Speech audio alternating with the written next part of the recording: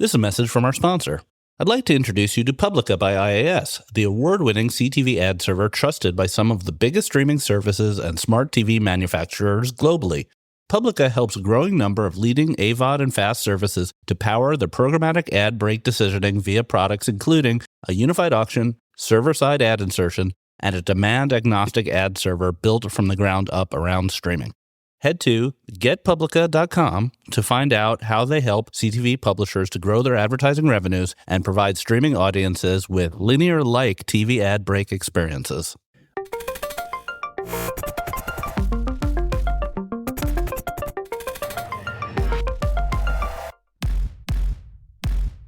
Welcome to the Marketecture podcast. I'm Ari Paparo. I'm here with Eric Franchi and Gavin Dunaway of the Media Trust. This is going to be a great show. We have a lot of great things to talk about. We are going to talk about Google getting rid of IP addresses. We have some follow-up on last week's Freewheel news. There's an earnings roundup, so there's plenty of earnings to talk about. So we have some really interesting topics. First, I want to talk a little bit of housekeeping. So starting next week, if you're a subscriber to Marketecture's podcast feed on either Spotify or Apple, you'll see some changes. So first of all, we're moving Justify Your Existence, our new segment on startups, which has become very popular. We're moving it off of this podcast to its own publication schedule on Wednesdays, so you can get those startups in your inbox pretty easily. If you get tired of listening to us, just pop right in there. And secondly, the podcast feed currently has short versions of the in-depth vendor interviews on Marketecture. We're changing that. We're going to put the full versions on the podcast. So they will only be live for about a week. So if you are a Marketecture subscriber to Marketecture TV, you will have access to all the interviews, hundreds of hours of interviews, but the podcast listeners will be able to get the latest and greatest each Monday. Hope that's not too complicated. Email me if it's too complicated. Anyway, enough housekeeping. All right, so Gavin Dunaway. Gavin's a sort of a legend in our industry. A lot of people probably still know him as the AdMonsters guy. Also a musician, and currently at the Media Trust, not Media Trust, the Media Trust. You must include the. So Gavin, thanks for being here. Thank you for having me. First off, I don't know if I'm known as the AdMonsters guy. I feel like sometimes it's like the other AdMonsters guy, because you say the AdMonsters guy, and they're like, "Oh, Rob Beeler." It was like, no, that the tall guy that used to lurk behind him, and it was like, yeah, that's me, Gavin. That reminds me, we should have Beeler on the show. Oh, you should totally. We should have him now. We should get rid of you. Put on Beeler. Yeah. Let me call him up. I'll put him on speakerphone. He can go through my microphone. No, we love you, Gavin. Oh, wow. You're just saying that because I booked you for a keynote once. That's enough. That'll do it. All my predictions came true. So why don't we start with the Media Trust? We had a great interview on Marketecture TV that you could listen to in depth on the Media Trust. It's been around for a really long time, real stalwart of the industry. Oh, seriously. And stalwart, not dinosaur. I like it when people say that. Yeah, stalwart's a positive, I think, kind of. So what's going on in the world of security and protection in ad tech? It feels like a subject we don't talk about that much, but what's the latest and greatest? Yeah, it's interesting. It's not like, say, in the days of 2016, 2017, where, when I would hear from like publishers all over every week, they were getting just killed with the redirects, with the Walmart gift cards, Amazon gift cards, stuff like that. Those are still around, make no mistake, but we're not seeing them in the same force that we used to. There's a lot more devious stuff going on these days, especially a lot of targeted specifically at elderly people. One of the interesting things about Media Trust being so old is that we built up this massive infrastructure of devices all over the world over the past almost 20 years now, and we use those to go hunting for malware and also to analyze tags from our various clients as well as the sites. And we have set up specifically profiles that look like elderly people, going to do many things that elderly people do, and they are constantly targeted with certain malware and stuff that's even making it onto CBS 60-minute tech scam malware, where they tell you there's something. It's just old school too. It's crazy that it came back into fashion. Redirect pops up, says there's a virus on your computer. Call this number. You call the number. It's a fake tech support, and next thing you know, they're telling you to install something on your computer, and they freeze it up. That's crazy. How proliferated is this? Oh, that one. I do have some numbers coming up. I mean, we see, I would say, hundreds of unique versions of this attack. We call it dolos. I can bore you with what we've written about it online, but we see it from all kinds of DSPs, SSPs. Typically, there is cloaking involved. There will be, they'll use a different creative or a different landing page in order to get past any DSP audits, SSP audits. And that's how they ends up on major publisher So pages. you said something I want to follow up on. How do you teach your bots to act like an old person?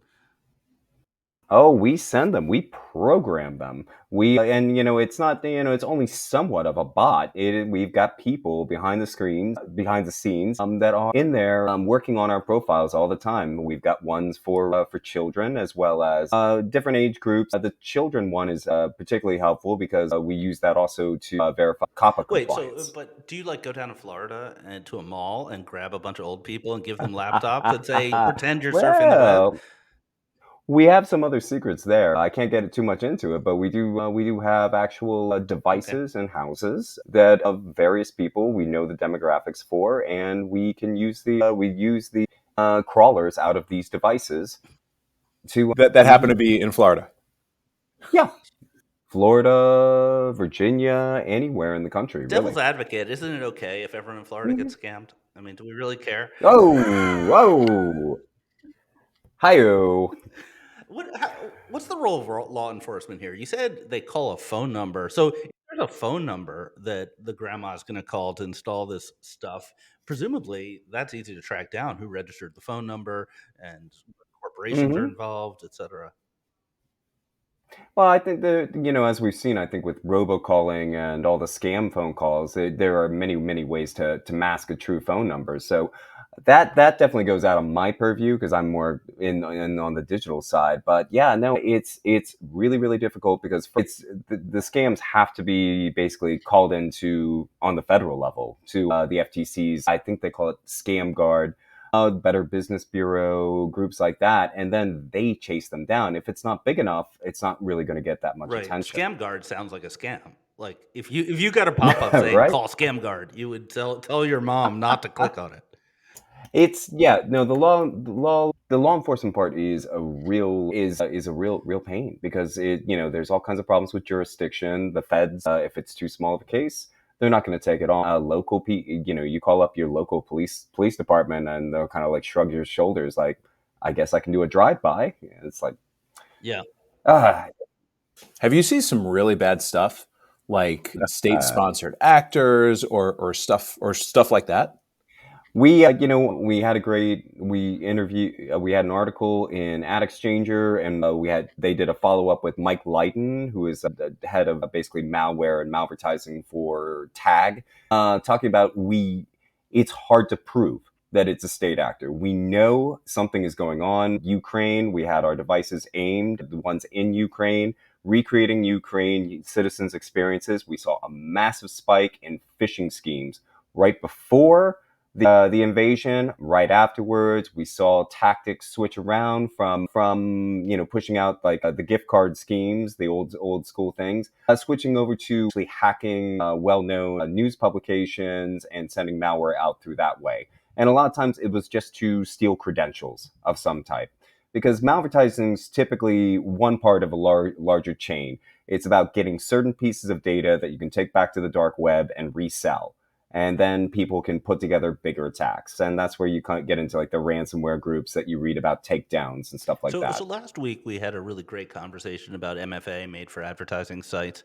So when Ooh. Chris Kane was here, he gave sort of his usual, master class on that sort of thing. But I'm interested in the correlation between site quality and site safety. As a consumer, I would think the worse the site, the more likely it is to be unsafe. 100%. It comes down as simple as if you care more about your content, you care more about your audiences, engaging them, building relationships, you're going to want better ad experiences. You're going to be far more concerned about malware. Not only are you going to be concerned about malvertising, you're also going to be concerned about weird ad content, low quality ad content, stuff like that. And so you are going to take far more precautions to make sure your audiences are safe. Right, and that includes doing business with sort of third tier SSPs, or let's not say SSPs. Let's say demand sources. You may put all kinds of weird tags from less reputable companies, and then that chain is easier to get to a bad actor. Oh my goodness. Yes, and the chains themselves can also be vulnerable. We've seen over the past couple of years a huge rise in attacks, well, redirects and other malvertising delivered via URL syncs. A lot of what I like to call zombie ad tech, where what happens is my favorite ones was Choice Stream. Anybody remember them? I remember the name. Yeah, what was that? I can't remember exactly what they did and what their thing was. I know I interviewed the CEO years and years ago, but they went out of business, I think, in 2017. A couple years ago, we start seeing malvertising redirects delivered on ads on I'm sorry, on websites with no ads. And we're like, what is going on? We realized there was an audience sync.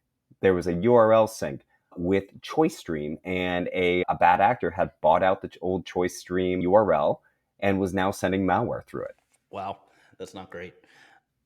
it. No, and I will say, one of the things we see with a lot of publishers is they have all of these old URL syncs with companies that no longer exist on their archived pages. So people will go on those archived, publisher pages from like 7, 8 years ago. It might be something I don't know about. The best hot springs in Arizona, or New Mexico. And yeah, they'll get hit with a redirect because there's an old URL sync on there. And the page is still around in search results, and you just get this long tail of crap. Right. And there's nobody going in to take out all this old junk code because what's the point? How many people actually go to that page? So you just got back from the pre-bid summit. Unfortunately, the Marketecture travel budget did not allow me to attend. The what's going on in pre-bid world?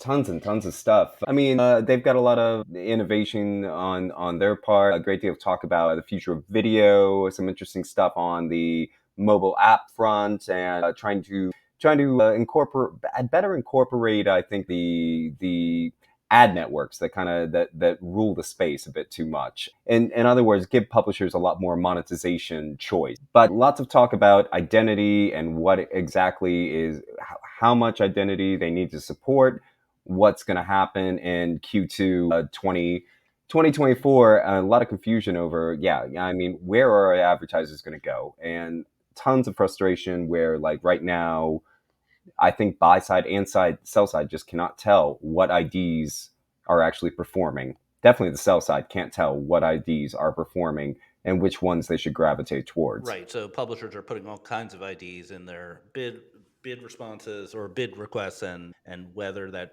turns into more yield or not is pretty hard to determine. Exactly. I'm not super into pre-bid at a technical level. I probably should be a little bit more, but it feels as though pre-bid's kind of on a different track from the sandbox, and the two things aren't like reconcilable.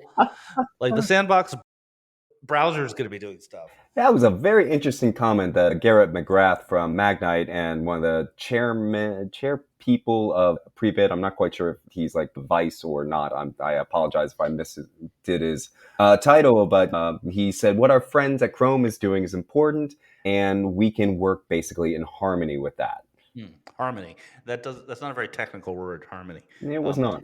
Yeah, because I mean, Prebid is a machine. It makes all these requests, gets all back the responses, does all this stuff, and now the sandbox proposal is a totally different mechanism by which bids will be returned to the browser, and then to the ad server. And I feel as though we're in like a relativity versus quantum mechanics kind of situation here. I love that. I love that. And it's I will say with the buyers in the room and all the other conferences I have been to, I have not heard one buyer say a thing about the privacy sandbox. Nothing. They don't. I mean, it's so hard to understand. They don't know what's going to happen. So earlier you had texted me that, or put in the notes that you felt the mood at the pre-bid was sort of sour, that Q4 wasn't looking so good. And meanwhile, we're going to talk later about gangbuster earnings from the big guys. How's that feel? I was just getting the vibe, especially from publishers, some of the supply side partners that I came in, that they are not expecting a good Q4. That it's going to be rough, and not as rough as last year. In general, publishers were really kind of sensing they were seeing a lot of traffic slippage, and definitely we've seen. I mean, I don't know how high Twitter was definitely. I still want to call it Twitter. I can't deal with X. Twitter was good for news sites in particular, but that it's obvious there's throttling going on. Meta, it's definitely slipped off on all those platforms as well. Definitely feeling a bit of a traffic squeeze. That's interesting. So this is not a demand issue per se. This is actually a supply issue. Like publishers don't have enough to sell.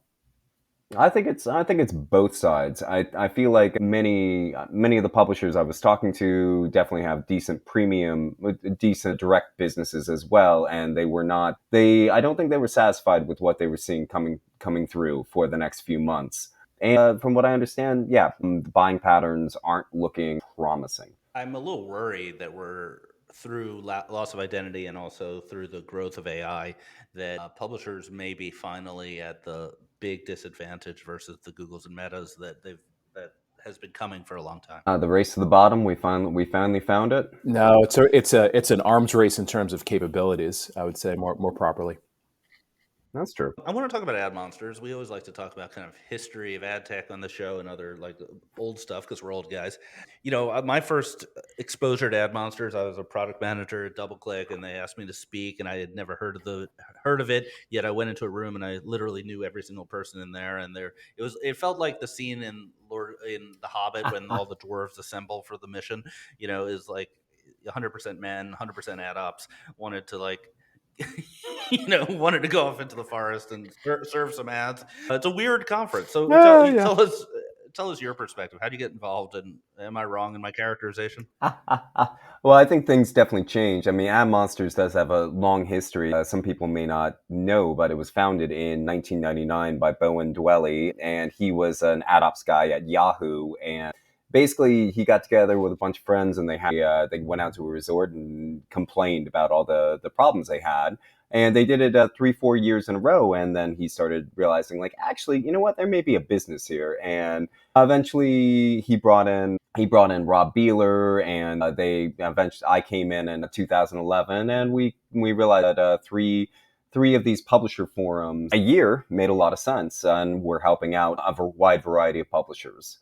How I got actually into digital advertising, that's an interesting one. I was always a journalist, but I didn't want to do mainstream political journalism, anything like that. I preferred industry journalism, partially because I liked having a regular paycheck and free time so I could do my musical pursuits in the background, because I have been in many touring bands over the years. I'm going over to England in a couple of weeks to do a quick tour with another friend. So Plug the show. Plug the show. If you want to hear Gavin live, go to where? I would go visit. Yeah, this is also part of the problem now. I'm pretty sure this band doesn't have a website. Look for the Plains NYC on Instagram. All right, you heard it here first. So how did you get in? Jim Cramer was involved? Jim Cramer was involved. He fired me. I worked. Hold on. He fired me for native advertising. Explain. Okay, so I moved up to New York in 2008. Wonderful time to move to New York. The financial world's crashing down. And I got a job as a copy editor at TheStreet.com, and I was focused on their subscription product, which included Jim Cramer's blog posts. And so I used to Real money. real money, Right? Real money. yes. Wow, I taking me back. I'm not proud to admit I paid for Well, the as long thing. as you didn't do a thing that the baseball player, that was nails on the numbers. It was the baseball player who eventually got thrown in jail, Lenny Dykstra. Nails. Yeah, nails. I had to edit a couple of options pieces, and I was just like, is this He was illiterate, basically. this is not English. Yeah. All right. Anyway, Jim Cramer. Come on, get to the Jim Cramer. Anyway, go on, Kramer. Okay, so and this included editing Jim Cramer's blog posts, and a lot of times it looked like he just mashed some stuff out on a BlackBerry, because this is 2008. Mashed some stuff out on a BlackBerry, all caps, and just like screaming. And I was basically told to turn that into something that resembles a blog post. So I did this, and it was kind of quietly suggested that you should put in like a sentence somewhere just about promoting some of our other products, the real money products. So yeah, we would just kind of hush, add a little sentence here and there, like, if you like that, you should check out this other piece that we did by this author and subscribe to that. Well, one day, one of our people apparently beat Charlie Gasparino. I'm dropping all over the place. Totally beat him to a some kind of scoop. And I mentioned that in my native advertising pitch. And well, Charlie called up Jim Cramer and said, "What's that about?" And Jim was like, "What are you guys doing to my pieces?" And yeah, I was out on the street. Wow, you caused a beef between Charlie and Gasparino. I met Jim Cramer when I was an intern at Hearst, and there Wow. was some free food sitting out, and he just like wandered in and started eating our muffins, and the secretaries came over to me because I was the intern, and they were like, "Who's that guy eating our muffins?" And I was like, "I'm not sure. I think I've seen it before." So anyway, that's my little Jim Cramer story. Gavin, what is it about ad ops that makes it, for want of a better term, ad ops people are cool. Like I really enjoy hanging out in the ad ops bullpen or something like that when I'm at a company. They're very collaborative. They're like problem solvers. They typically have a good sense of humor. Do do those type of people, are they attracted to ad ops? Does ad ops screen for like people like us? It's I've always wondered. It is a really good question because I thought the same thing. Before I jumped over to AdMonsters, I was writing a blog. I was employed for a blog writing all about advertising technology, and I ran into Rob Beeler at a conference, and I said, like, dude, does any of this shit actually work? He was like, I have the people that can tell you that, and the answer is no. So yeah, and that's when I started meeting pub ad ops people, and they're all just really, really cool and fun, and they all have lots of diverse interests. And yeah, I've met a ton of musicians like myself, and yeah, I nerd out with the people on guitars all the time. I think ad ops kind of grabs them. I feel like it's Rob Beeler was a film major. I was a journalist, but I was more of an English and a lit guy.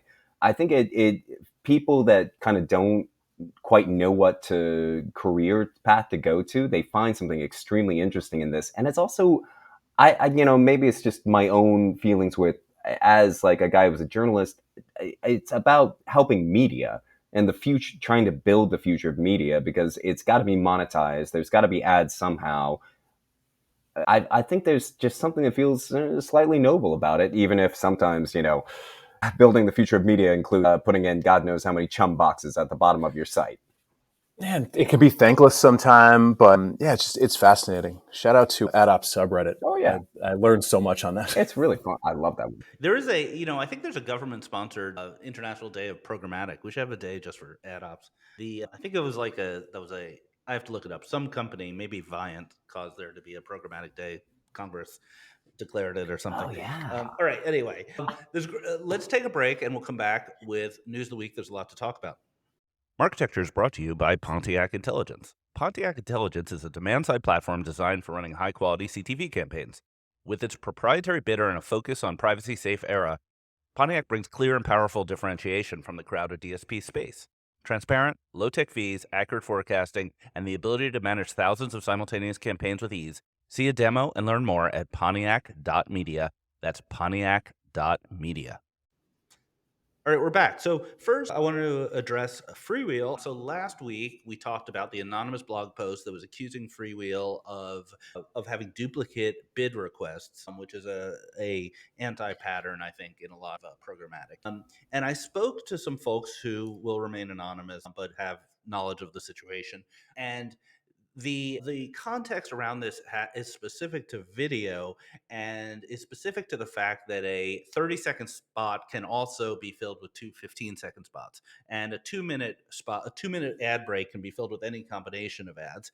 And in the current state of video ad serving and video programmatic, OpenRTB doesn't support that until version 2.6, and 2.6 is not adopted. So the point of view here, and I won't say it's Freewheel's point of view, but I'll say the point of view here is that in video ad serving is actually quite common to have multiple ad requests based on possible combinations of different lengths of ads, because that's the only way you're going to get the demand if the demand requires a 15-second instead of a 30. So I just want to throw that out there. I'm not going to endorse that point of view, and I'm not going to endorse the blog post either. I'm just giving the information because I think it's an interesting subject to cover. All right. Now I'm going to take off my journalist hat. It's very odd that I'm a journalist now. Let's talk about some interesting stuff. Okay, so Google put out a little blog post today that seemed pretty innocuous, but actually could destroy the universe, which is that they're rolling out anti-IP address feature in Chrome. So what they said is it's opt in the US only, and a small number of users will have it set automatically.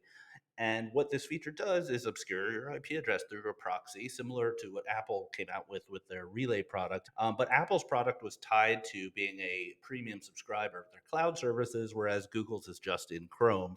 And the interesting thing I thought was that it's very focused on third-party domains. So they're really kind of targeting ad tech here in this rollout. They're not going to sites rely on IP address for all kinds of things, and the focus here is on third parties. So based on what we know, should people be freaking out? The question is, what is the manner by which they're going to seek opt-in? Is it going to be like the Apple pop-up? Do you want this app to track you all over the web? Which, we've seen the outcome there on mobile, or is it going to be something different, more elegant, more in the background? I think that determines the answer to everything. It's a very important question. I think we won't know that for quite some time, because I think this is really an experiment. But so many companies rely on IP address for their probabilistic IDs, for their cross-device graphs, for their conversion attribution when cookies aren't available. This is a fairly big deal, I think.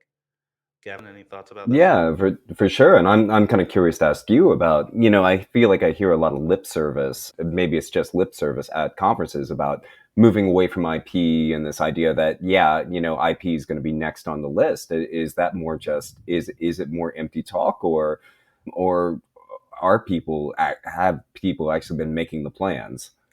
I don't think they are, because I think that when you ask a lot of vendors about what they're doing in the lack of third party cookies, the answers have IP somewhere in the middle of them, even if they don't say that.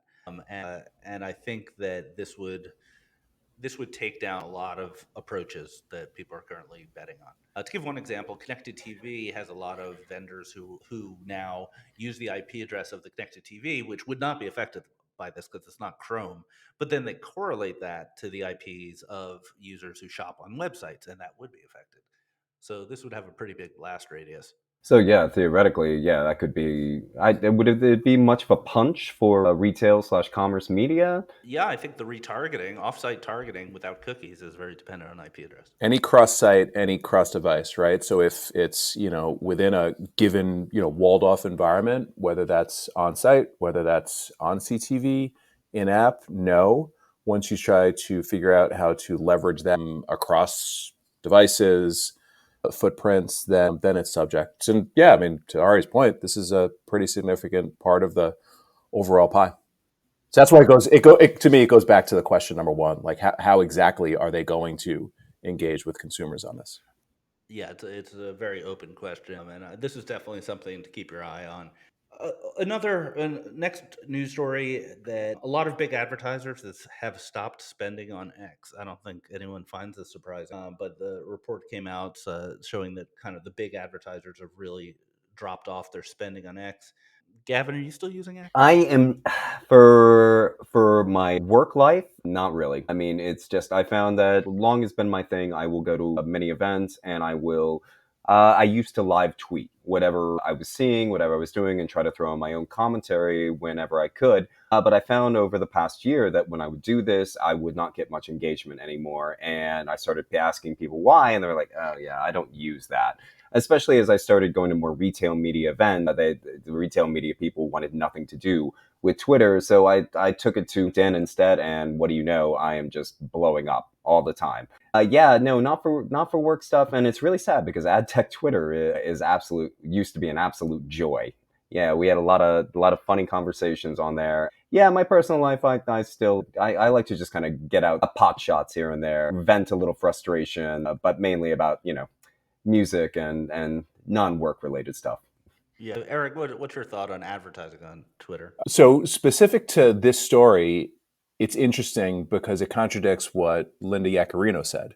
Linda Yaccarino said, I don't remember offhand what the percentage was, but effectively, the big brands, the big spenders are coming back, and then this company, I believe it was Ubiquity, who did the study said, actually, if you look at the data, that's not correct. So I think that's kind of interesting. And then advertising on Twitter, we've beat this to death. I think it's good that they're experimenting with programmatic channels. I think that's super important, particularly in light of this data. Whether or not it's correct or not is thing one. Thing two, they need to continue to innovate on ad formats and be able to, at the same time, bring in DR dollars, because that's where the competitive set tends to get most of their business. And the number two, solve for the nature of X, which is live and what's happening now, and that needs to be some sort of video. We can't say anything bad about Linda Iaccarino on this podcast because Matt Barish will come to our house and beat us up, or he'll beat me up. Eric could probably take him, but he'd beat me up. But can I say on that, there's a couple of interesting things. One, the ads I do see on Twitter, there are some really good like DR ads for like products. I'm like, oh, hey, that actually looks pretty interesting, and I have clicked through, and I think smaller advertisers, it's actually pretty useful. But the main thing I've seen lately is a terrible amount of the frequency capping, just the same ad twice in a row everywhere. It's like, oh my God, really? There was a report, I think, a week ago that we didn't link to it, but that really focused on vertical video as an ad format. And I think that's a very smart move, depending on how they implement it. It might be really annoying, but we'll see what they do there. The big news this week are the earnings reports. So Google, Snap, Microsoft, and Meta all had interesting earnings reports. I want to talk about Google because it's my favorite subject. So Eric Seufert published this chart that I thought was awesome, which shows that for the first time ever, the network segment, which is the ad tech segment more or less, was smaller than the YouTube segment. So the lines crossed. YouTube's bigger than all the stuff we talk about all day, and we never talk about YouTube. So maybe we're wasting our lives here. But the other thing is that YouTube gained 12.5% in ad revenue, which is a really nice return to growth. YouTube was stalling out for a little bit, so kudos to Neil Mohan for turning that giant ship around. A lot of that has to do with football, I think. Yeah, I was wondering that includes YouTube TV revenue. Yeah, that includes YouTube Oh, yeah. TV, and they have that exclusive deal for the NFL, the premium NFL package. I forget what it's called. That is Sunday Ticket? Sunday Ticket. It's a Yep. multi-billion-dollar line of business. Huge. But meanwhile, the Google network, which is effectively DV360, AdX, GAM, and all that stuff, fell by 2.6%. So that's a declining business at this time, which implies that they should really spin it out and make me president of that company. That's Google. If you're listening, you got my number. I'm ready to run the Google network for you people. Two thoughts on that, maybe 2.5 thoughts on that. Number one, perhaps this can connect to what Gavin said earlier, because Google and the network is such a important piece of the pie for publisher revenue. Is this a little bit of a canary in the coal mine that shows that as thing one? The other thing is, if you take a step back, revenue is up 11%. That means on just a raw basis, that's a $77 billion advertising business. $77 billion. Like, yes, this is slightly down, but between search and YouTube and all of the ad tech, I mean, it's massive. And then number two, and we should talk about this as we get to Meta and the others, the one thing that they did call out, two things. Number one, where they are seeing interesting improvements is in commerce and retail, and that's being driven by PMAX. And they said specifically that customers are seeing 18% more conversions on average, cost to cost being like if they're not using PMAX. So I think that, might be slightly down, might be, flat arguably, but there's changes happening under the hood that I think are like super interesting and indicative of what's to come. Yeah, Eric, do you want to keep going and talk about Meta? Because Meta also had great results, and they're very much driven by AI and their systems that don't give advertisers a lot of choices. Yeah. I'm talking about Meta in 2 seconds. So Snap was up 5%, Microsoft Ads was up 9%, Spotify was up 24%. So like largely, the quarter was good for these companies. For Snap, for Spotify, these are first-party walled gardens, right? So I think that's where a lot of the momentum is. Meta crushed it, 24% year-over-year increase in ad revenue. This is, and shout out to Brian Weezer, friend of the pod. This is $6 billion of incremental ad growth. Brian actually said this in his newsletter, and if I wasn't on a standing desk, I might have fallen off my chair. So to give you some context, $6 billion is more than the annual revenue of any company outside of the top 10 ad sellers. So just the growth that Meta is taking out of the market is super interesting. Now, they pointed to Advantage Plus, which is Meta's version of PMax, and the Advantage Plus shopping ads being at a $10 billion run rate. So if you take a $10 billion run rate, you just go, super simple, $2.5 billion was in Q3. That means nearly half of Meta's growth came from Advantage Plus. What does that mean? That means that this set it and forget it, AI driven, like just give us the keys and we're going to drive results for you, is driving half of the growth for Meta at this point, like months after it was released. Like A, wow. B, Zuck is back. C, it's about AI. And D, this is what I'd love to sort of get, talk about with you folks and also hear from everybody else. I mean, is this the beginning of what we're seeing with where the market is going, which is AI driven, set it and forget it, algorithmic campaigns, and very few people involved, quite frankly, turning the dials. Thoughts? Yeah, I think it is. I think that our industry has been talking about AI, machine learning for 20 years, or people like Rocket Fuel. They had machine learning. There's nothing against them, but this is different. And the combination of machine learning plus the loss of signal is going to make it really hard for independent ad tech over the next couple of years. Yes, this is all being done in the face of loss of signal by Apple. Meta is continuing to just clean up and crush it. That's a really good point. And the other thing that's so interesting is I did attend a couple of things, private company stuff during advertising week, which was last week in New York City.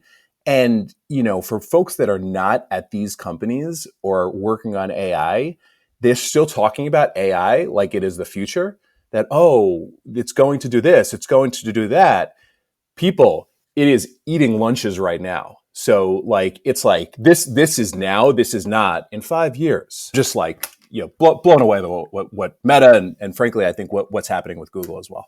You really have to ask yourself if even a really scaled ad tech company like the Trade Desk, if they can match the AI prowess of a Meta. Give them 50% of the AI prowess of Meta, which I believe they can get to, or 25%. I mean, the results would be transformational. Well, or on the other hand, I was thinking the negative side of that, which is, are they going to have their lunch eaten despite their incredible position? Or are you going to have conversations like, we love you, your app is great, your service is great, we've been using it for 10 years, but the delta between the results I get with you and PMax is just too big. I just don't need a DSP anymore. Yeah, that was the first thing that came to my mind because I was thinking about, at Pre-Bid Summit and a couple of the events I went to before that, I heard lots of advertiser buy-side skepticism about PMax, but then you see these results and it's kind of like, well, okay, yeah, you're complaining about you want transparency and this and that, but if you're getting the results, are you really going to complain?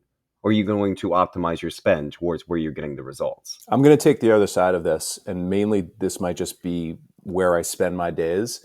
There's so much happening with ad tech as it relates to startup innovation and where that is going to be applied outside of Meta and Google Alphabet, that I think there's going to be real adoption and real results being driven outside of it. But it's got to happen fast. Otherwise, they're just going to continue to eat the market. I think the point you made about AI being here now is kind of the most important thing that we've been talking about. A lot of folks are like, maybe I should do a startup to do AI creative. It's like, no. You should have done that 2 years ago. Exactly. Yeah, I find it very interesting what you said about the startups too, because I have been running into, there's a couple names like, Chalice gets out there a lot, but there are these companies already trying to be a more independent ad tech that at the same time can offer brands the transparency that they say they crave. There's definitely a market here, and we should be watching this space for innovation. Yeah, shout out to Chalice. Chalice portfolio company of ours, not of ours. Not of mine. I didn't know I had 50% of you covered with that, I swear. It's just a bit of a sore subject. That podcast we did with Adam like 2 or 3 weeks ago. That I probably got more comments on that than any other one. People want us to do like a cage match or something. We actually get along fine. We're perfectly friendly.